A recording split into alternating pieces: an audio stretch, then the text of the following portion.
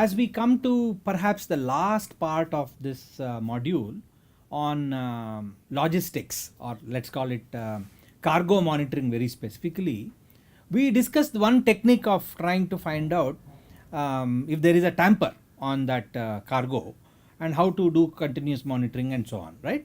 And we were by and large using camera sensors for doing it.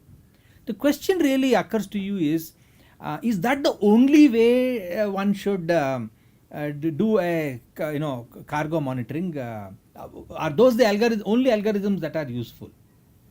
I don't think that's an answer. Here is why I want to show you another example of the same thing but done differently. Okay, so at least in any solution today in the IoT world, you should try out minimum 3 possible solutions. One solution which by and large is a default is use machine learning, artificial intelligence methods of detecting, whether it is speech to text or whether it is tamper detection or any one of them. This is something that is a default way of doing things.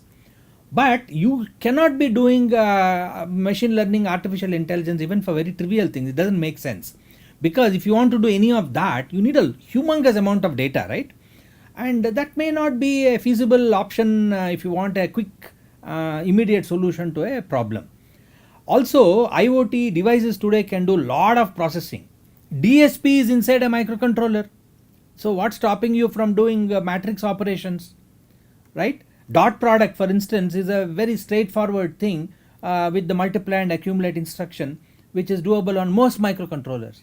Therefore, it is important for you to look at, don't look at everything from the ML and AI perspective, look at algorithms mainly, and those which are effective and which were very effective for a given solution.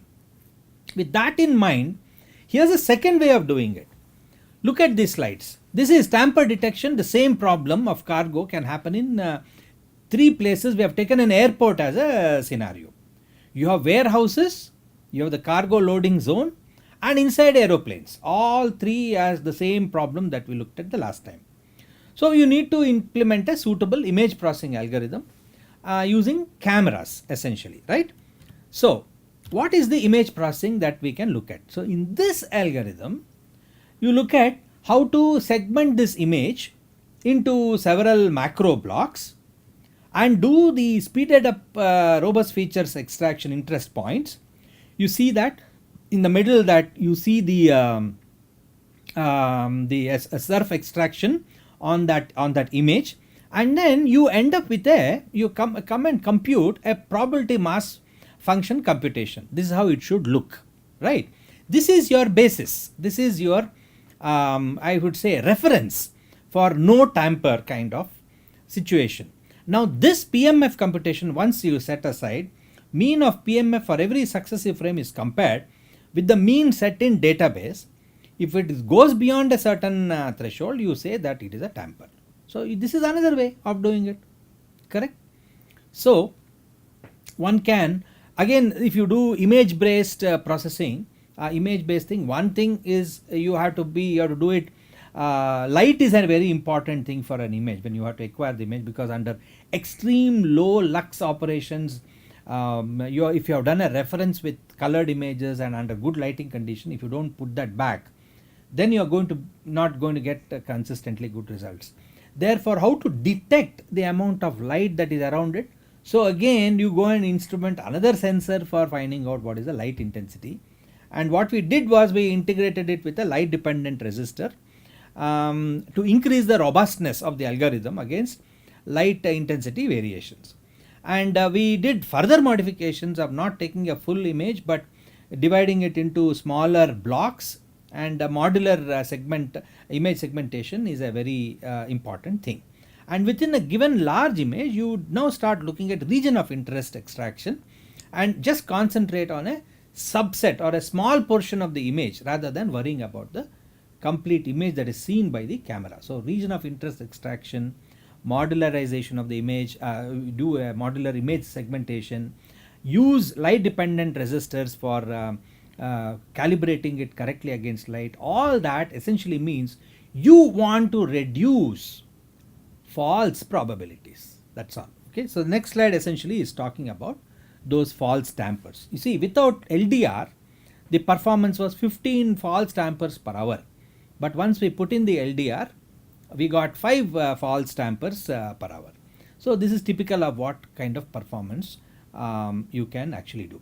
So false tampers you can further reduce if you know the number of people inside the warehouse, and you can somehow estimate what is likelihood of getting these false tampers. Okay, so that's also something that you may want to explore. When I refer to the modular image segmentation, look at what I did. We took a portion of the cargo, the bounding box that you see there, and experimentally 49 macro block divisions was found to be optimal for a 640 cross 480 image. And only the image can be selected for only that part you select now. And since it is now there are number of macro blocks of the selected part, then you basically look at the only that selected part and you decide it based on its resolution and the aspect ratio. So what we got essentially is, I'll show you a nice result there. So here is a feasibility demonstration of the region of interest extraction. You do lot of feature extraction, content based object localization for region of extraction. You look at feature engineering for cargo surveillance, color, then size, then motion, all of them coming from the IP camera, which you have captured the images that are coming through the IP camera. Depth of the camera also you will get. Distance of pixels from the camera measured using 3D camera, you can also use that if you have one. And then you do image segmentation, usual thresholding, and then background subtraction for motion detection, and then cargo recognition from video stream. Nearest neighbor based SURF, speeded up robust features object matching to set the benchmark for all future algorithms. So SURF is the algorithm that you can use for object matching, and then you can say whether there is a tamper or no tamper. As you can see on the right side, this is doing exactly that. You have those lines connecting to your reference, and then you just see how well the objects are actually, the reference image that you have and the existing image that you have got through the camera, how well this matching is actually happening. And if the match goes beyond a certain threshold, you declare that it is a tamper. So this is the essential idea. A holistic solution for cargo surveillance scenario is a very important thing. You have to do object recognition, you have to do motion recognition, tracking and pattern analysis, and a lot of interesting things can be done. You have to look at the efficacy of depth information in the cargo surveillance, and distributed computing is also another thing. Using different type of embedded platforms is something that you can pull off today. Okay, so finally, if you look at all the algorithms that we looked at, the existing algorithm and the corrections that we did with LDR and all that, this actually captures the big summary of everything. So we had this PMF and it compared to the mean. We went a step ahead with that method, and then put in the LDR to simply reduce the number of false positives, and also we did further modular image segmentation. We brought in ROI, right? So you do all that is up here on top, that is essentially all the things in the current algorithm, you do all of it here, right? You do all of this part, but you also do this part, bring in this part and append this lower portion to the upper portion, and together you get a outstandingly good solution essentially. So you still do PMF if you wish, one way, then you get the keep looking at the mass function across successive frames, put the threshold methods, add the LDR, do a region of interest subtraction, and then you modify the algorithm suitably and also check for robustness. So this is a very interesting result that we could finally get from all of it, because there's a little bit of engineering that is associated with it. This is percentage of tamper detection for different number of macro block division. You can see that x-axis is the number of macro blocks and the y-axis is percentage of tamper detection. you can see that the result is quite intuitive. The percentage of tamper detection is highest in the range 42 to 56 blocks for this 640 480 resolution. As the number of blocks are increased, size of every block reduces, right?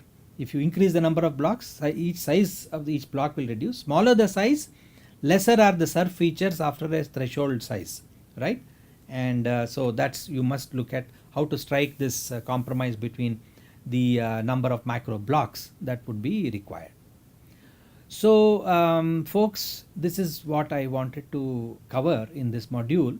I hope you had a good time going through all the modules of this course, and we'll be very happy to take questions on the forum. And I sincerely hope you have learned something, and you can try implementing these things because they don't need any infrastructure. The course has by and large looked at giving you a overview of the different algorithms that you can try with open source tools. Like all what I have said here can easily be tried with the OpenCV. If you have your laptop and OpenCV installed on it, you can try these little things, and that will perhaps give you experience on working with image processing. Simple webcam can be used to begin with. Remember camera calibration, that part you have to look at. Then LDRs are available at low prices. You can buy LDRs and instrument them. Simple lab setup at homes can be done with all that I have mentioned, and run very sophisticated algorithms to do detection. So that's the real highlight of this courses. So algorithms are very high end, but can be tried out on very simple systems, and perhaps the way IoT would go is essentially this mix of high performance algorithms running on extremely low end systems, and giving you very reliable solutions to very hard problems. Thank you very much, and please be on touch over the discussions forum, and if there are questions, we'll be very happy to answer. Thank you.